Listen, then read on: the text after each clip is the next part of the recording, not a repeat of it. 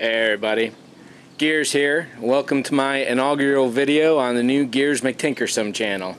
The channel itself is devoted to building a life-size astromech. That's an R2-D2 for those of you not in the know. And every astromech needs a fighter to pilot. So, this is my X-Wing. This is the seventh installment in this video. The previous 6, I'll link to those, and those are on a playlist on another channel I do. But there's been a lot of work that's gone into this so far. This is probably the 10th layer of paint going over it overall. And there's still plenty way to go. I think the last video was pretty much the halfway mark for me. And in this case, what I'm doing is a little touch-up here and there. So we've got a square of tan here, there's some tan back there, and I did a lot of yellow today. The running boards at the bottom, those are going to get alternating red stripes. I was thinking black initially, but that's really Earth 21st century, 20th century kind of stuff. And looking at my X-Wing reference, there are gold or yellow and red striping around the cockpit, so this is pretty close to similar. I really didn't want to overdo it with the yellow because it's very subtly used on the X-Wings themselves when it is there, and it's not on all of them, just some of them. But in this case, it looks really bright. However, once I actually weather it down, dirty it up, it's going to be a lot better. I was hoping to do a little more today, but I ran out of paint in a few places, and one of the things I really need to do, and hopefully I can get some focus here. It's really bright out and I can't quite see what's going on. But there's lots of paint drips in a few places, so I've got to take a sander, mask off the area like it is now, and then sand the area down.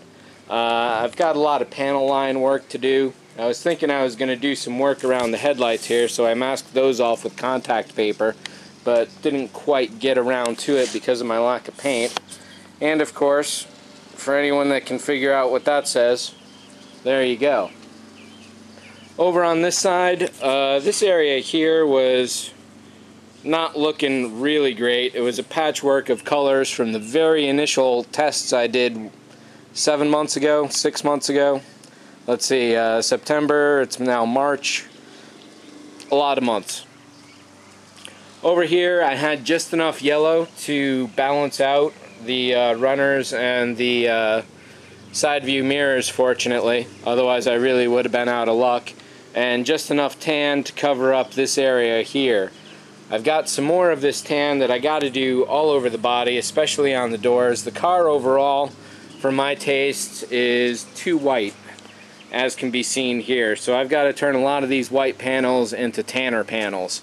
And over here on the back end, I've been pretty lost for what I want to do and where I want to go with the design. There's not a lot of room at all. So I really got to be careful with what I'm doing. The little triangle right over here, that's just terrible. I got to get rid of that.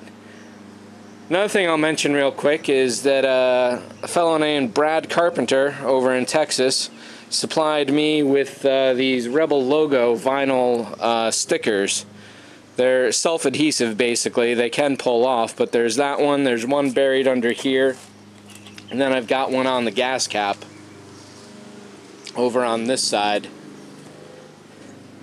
And you can see here probably that what I've done is paint over it.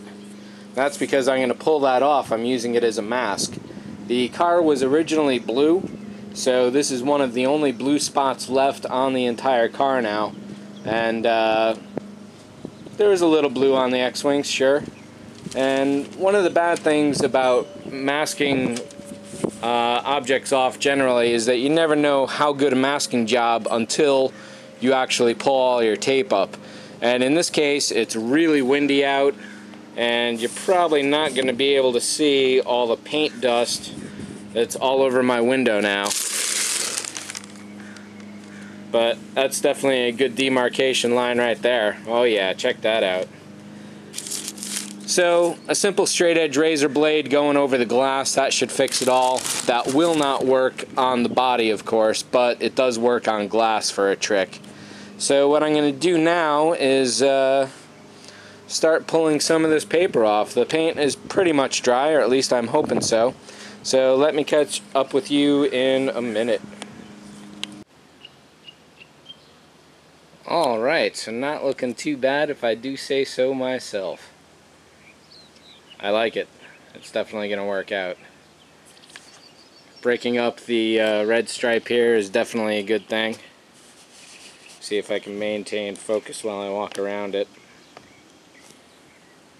I like the yellows down there, that's going to be good. Once these get dirtied up, that'll definitely look a lot better. Let's pull out a little here. One of the things I have to do on the weathering is take a dry brush with silver and go over the entire body. That's really going to help out things immensely. Get some browns in here, some greens, some dirt colors. That'll look pretty good. This didn't quite come out the way I thought exactly it might, but I'm happy with the effect certainly. The blue ring around there is definitely nice. I like it. Don't know if I'll ever change it, but you never know. And here is a very distinct view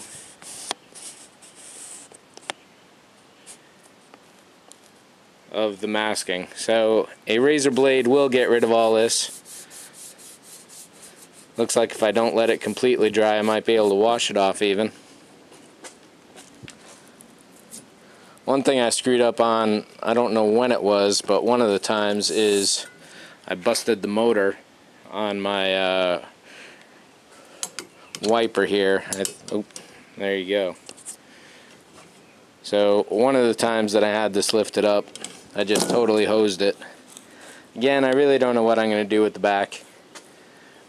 I can leave that for a little while still. There's a long way to go on this.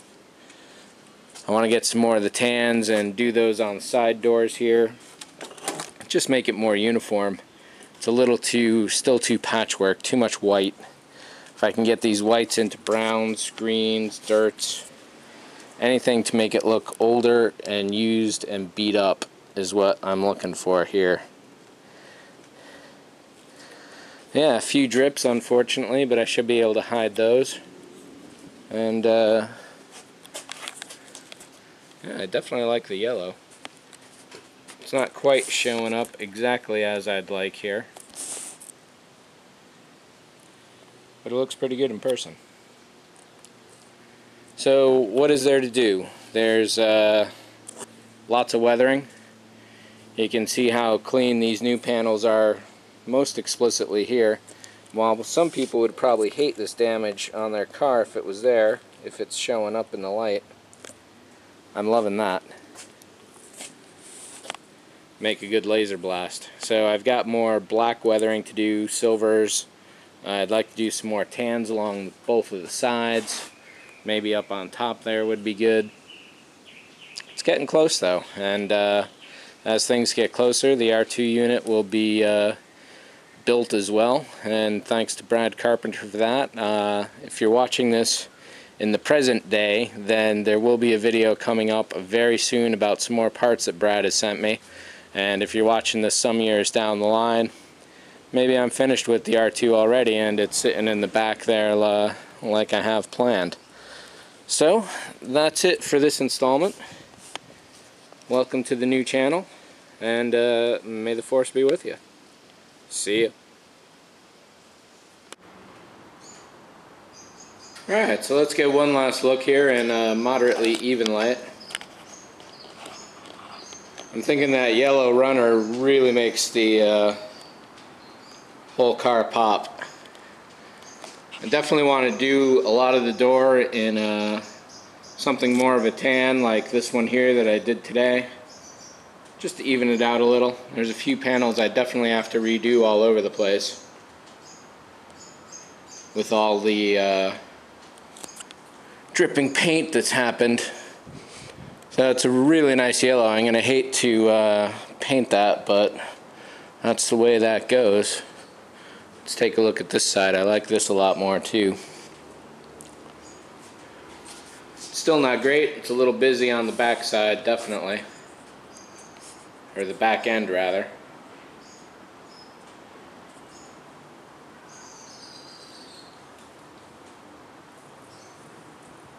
It's getting there. It's definitely getting there.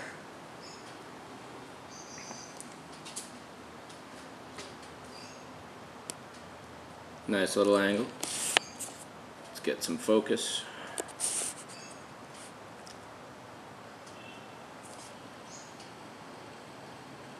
Yeah, that backside definitely doesn't quite work. I'll have to figure that out. Maybe redo the whole quarter.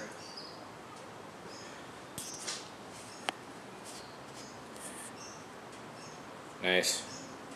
Several more weekends. Hopefully by the summer this will be done. See ya.